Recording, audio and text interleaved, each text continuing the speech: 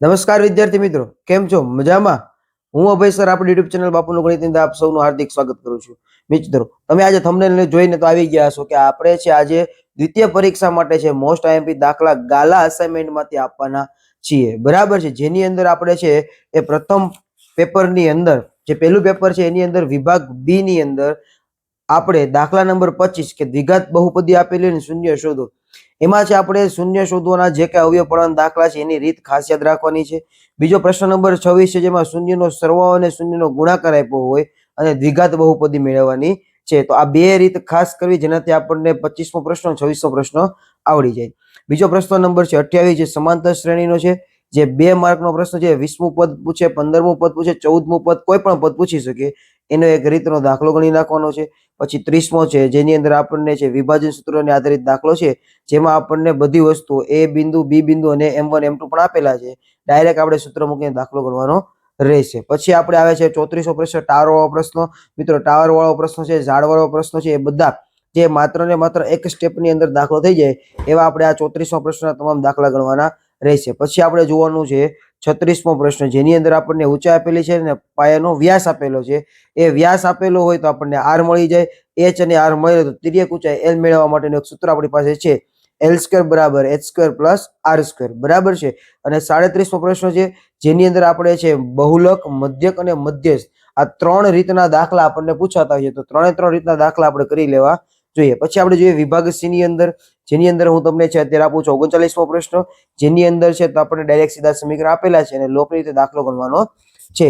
બરાબર છે? પછી આપણે જોઈએ તો કે જેની અંદર આપણને જે 43મો પ્રશ્ન, જે આપણે વર્તુળ ચેપ્ટર નંબર 10 માંથી આપણને પૂછાય છે કે જે આપણા પ્રમેય બે છે 10.1 અને 10.2 બંને પ્રમેય કરવાના છે. બે માંથી એક પ્રમેય દ્વિતીય પરીક્ષાની અંદર તમને પૂછાય છે. પછી આપણે છે બે સમકેન્દ્રીય વર્તુળ જેની ત્રિજ્યા 5 અને 3 સેમી વર્તુળના નાના વર્તુળને સ્પર્શે તો તેની લંબાઈ મેળવવાની છે. એટલે આપણે જીવાની લંબાઈ મેળવવાની છે. તો આ રીતનો દાખલો કરી નાખવાનો છે. પછી એક આ છે આપણે લખોટી વાળો પ્રશ્ન છે, એ કરી નાખવાનો છે. પછી 47મો પ્રશ્ન છે જે આપણા પ્રમેય નંબર 6.1 સમપ્રમાણતાનો મૂળભૂત પ્રમેય છે, ખાસ કરી લેવાનો છે. અને પ્રતિપ્રમેય બે પ્રમેય છે આપણે એ બે પ્રમેય તમારે ખાસ કરી લેવાના છે. પછી એના આધારિત એક દાખલો છે કે સમાંતર રેખાઓ છે કે નહીં એ. પછી જમણા વર્ગનો સરવાળો 365 છે તેવી બે ક્રમિક ધન પૂર્ણાંક સંખ્યાઓ શોધો. આ બધા પ્રશ્નો છે તમારે ખાસ કરવાના છે. પછી આપણે તમારે પ્રશ્ન નંબર છે 52, જેની અંદર આપણે મધ્યક મેળવવાનો છે એટલે મધ્યકની રીતે ક્લિયર થઈ જાય. પછી 52 પત્તા ચીપકેલા છે એમાંથી એક પ્રશ્ન છે એટલે બધા છે એક એક રીતના તમારે દાખલા છે એ જોઈ લેવાના છે, જેનાથી તમને આવનારી પરીક્ષાની અંદર ફાયદો થાય. પછી આપણે પ્રશ્નપત્ર નંબર 2 માં વિભાગ બી ની અંદર 25મો પ્રશ્ન પાછો, 27મો પ્રશ્ન ખાસ કરવાનો છે, 32મો પ્રશ્ન, 34મો, 35મો અને 37મો પ્રશ્ન. મિત્રો, આ બધા તમામ પ્રશ્નપત્રનું સોલ્યુશન આપણે આપણી યુટ્યુબ ચેનલની અંદર છે મૂકેલું છે. તો જો તમારે જોવાનું બાકી તો જોઈ લેજો. પછી આમાં 39મો પ્રશ્ન કરવાનો રહેશે અને એક 40મો પ્રશ્ન ટીક કરતા હું ભૂલી ગયો છું, 40મો પ્રશ્ન પણ તમે કરી નાખજો. પછી આમાંથી તમારે 42મો પ્રશ્ન ચેપ્ટર નંબર 7 નો યા ભૂમિતિ વાળો પ્રશ્ન છે. પછી વર્તુળનો પ્રમેય છે. પછી એની અંદર આ ખાસ સિક્કા વાળો પ્રશ્ન છે, જોઈ લેવાનો છે તમારે. પછી આ વિભાગ ડી ની અંદર સમપ્રમાણતાનો મૂળભૂત પ્રમેય છે. અને આ બાજુ જોઈએ તો જે આપણે 5મા ચેપ્ટરનો છે સમાંતર શ્રેણી બનાવવાની છે 200, 250, 300 એટલે આમાં 50 વધતો જાય છે. એ રીતનો આપણો પ્રશ્ન છે, આ ખાસ જોઈ લેવાનો છે. પછી તમારે અહીંયા મધ્યસ્થનો દાખલો જોઈ લેવાનો છે, દાખલા નંબર 52 છે.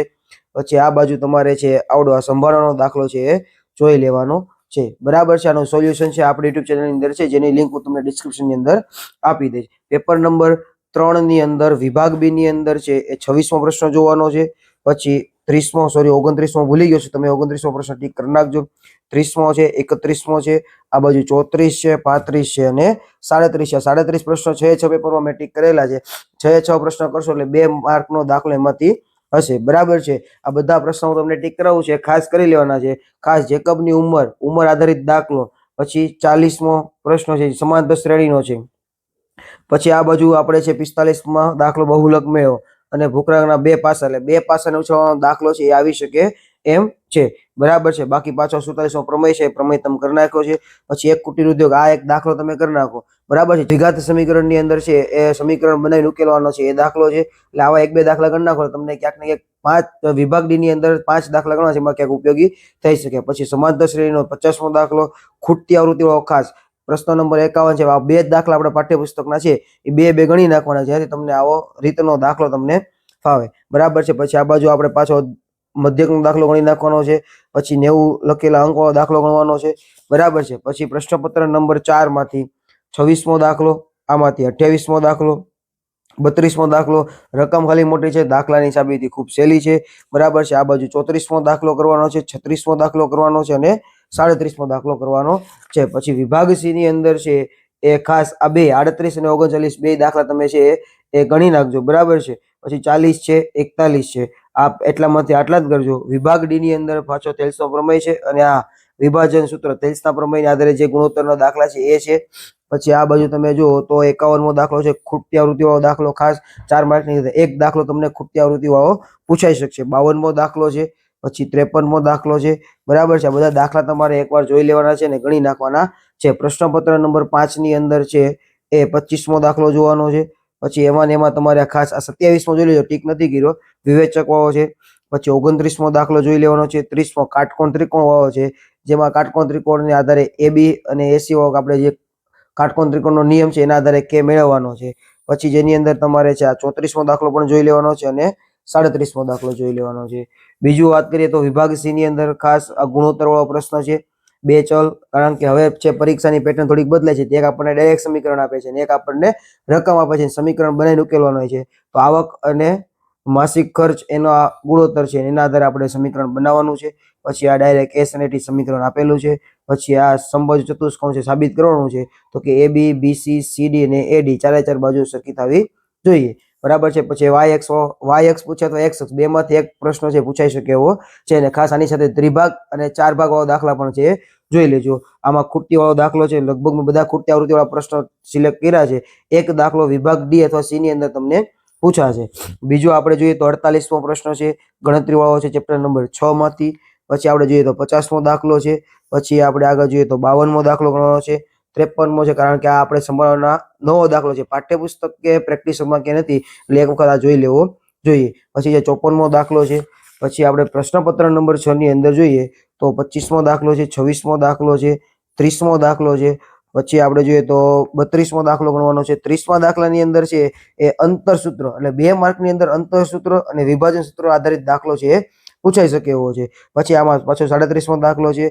બરાબર છે. આટલા દાખલા છે પ્રશ્નપત્ર નંબર 6 ના વિભાગ બી. સી ની અંદર અંશ અને છેદ વાળો દાખલો છે એ ગણી નાખવાનો છે. આ આપણે આગળ એક આવો છે ટીક કરાવી દીધો છે. પછી આના આધારે છે છેલ્લો દાખલો છે, પણ આપણે ABCD ના છે એ આપણે યામ ગોતવાના છે અને એના વચ્ચેનું અંતર છે એ મેળવવાનું છે. પછી આપણે છે 44મો દાખલો જોઈ લીજો, 45મો દાખલો છે. બરાબર છે. 46મો દાખલો છે. આ બાજુ વિભાગ ડી ની અંદર થેલ્સનો પ્રતિપ્રમેય આપણે 4 પ્રમેય કરવાના જ છે. થેલ્સનો પ્રતિપ્રમેય, થેલ્સનો પ્રમેય. બરાબર છે.